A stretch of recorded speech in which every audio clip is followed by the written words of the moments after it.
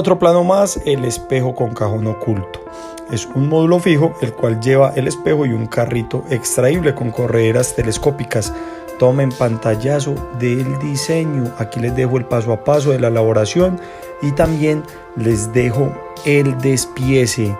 El despiece, muy importante, aparecen las cantidades, aparecen las medidas y también el lado por donde van los tapacantos. Mucho ojo pues para que realicen su propio espejo con cajón oculto organizador.